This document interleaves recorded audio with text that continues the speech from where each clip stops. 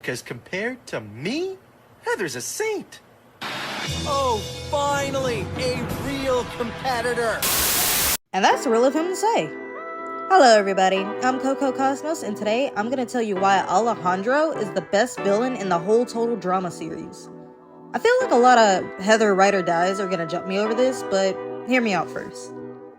Let's start with a simple pros and cons list. Pros. He's athletic, multilingual, gorgeous, knows how to pick at someone's insecurities, strategic, and confident. Cons? He's insecure and can be overconfident sometimes. Keeping it PG-13, he kind of just uses his body for his gain and is easily distracted by Heather in some cases.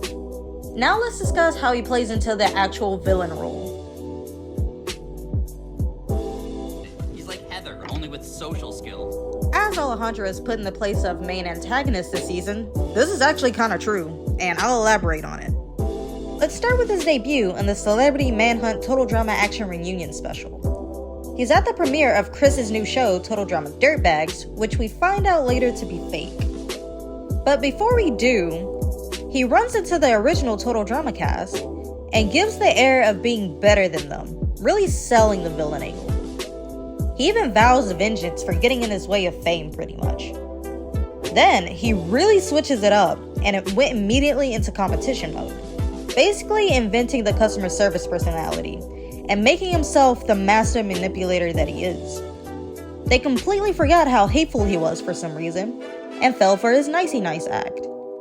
You know what they say, you catch more flies with honey. Another advantage that he has is that he's a brand new contestant. They have no idea how he's coming or what kind of strategic mind he might have. But he's had the chance to study most of them for 2 seasons. He's just seen as good looking and friendly until the end where it doesn't matter. Even if Heather already had him pegged from day one, no one believes her because they already know how she is and how she comes. Outside of that, he has good planning skills for the challenges. Sure, his team doesn't always win, but sometimes it's not his fault. And even when he loses, he still wins. His way with words makes you think that you're making your own decisions, but he knows the truth. He even takes Heather's one ace in the hole, turns it into his favor, and by playing a long game, eventually gets into Heather's head. The only person to ever do so, by the way. Him playing on people's insecurities is his go-to move, and kinda ironic when his insecurity is triggered whenever someone calls him Al. He fell for Heather, and turned her, of all people, into the protagonist of the season. But I'm getting a bit of ahead of myself. Let's actually start here where Alejandro gets his team placement. He basically spent that whole morning flirting with and charming the girls so he could get his edge in the competition. But in a small twist, he gets placed with basically all dudes. So him letting the girls go before him to the finish line costed him a bit of smooth sailing. He kind of made it work for him though. Moving towards the I See London episode, Noah seems like he's been onto Alejandro's schemes and voices this to Owen, because he doesn't see the issue with Al, even though that boy clearly does not like Owen. Alejandro heard this because he was watching the team do the challenge the entire time, which means Noah has to go. He succeeded in getting rid of him, but Noah's last words planted a seed in the minds of Owen and Duncan. That's where he messes up the first time. But it seems not to affect too much considering they still work with him. Speaking of Al, he's increasingly sensitive to the nickname because his brother that seems to be better than him at everything clearly gets under his skin and is probably his villain origin story. Because of the touchy subject, it usually distracts him from the current goal. Then he ends up throwing one of the events in the Greek Olympics challenge by being too cocky. His pride and ego was his downfall in that one. Then, what was up with his cheating in Chinese Fake Out? From what we knew of him then, he was a lot of things, but not a cheater. And it was kinda obvious at that. We know this guy is also sneaky and underhanded, so if he were going to cheat, he wouldn't make it so blatant. The nail in his coffin was confessing his feelings to Heather when he was literal moments away from winning $1 million. Bro could have completed the challenge, then fell for her garbage. Like, come on. But, to be fair, that was his karma for using all the girls for his come up. And of course, I must mention, like, I have no choice. What was his deal in All Stars? He tricked everyone into thinking his legs were asleep for like half of his time in the competition to seem less like a threat, stopped Mal from framing him while he was out of the cabins one night, but still took it upon himself to tell Mal to his face that, yeah, I know it's you, so I'm gonna tell everybody. He proved that he's always 2 steps ahead, but falls off that bad. Come on, bro. And this got him the World Tour Heather treatment, because of course, who's gonna believe an evil womanizer over Mike?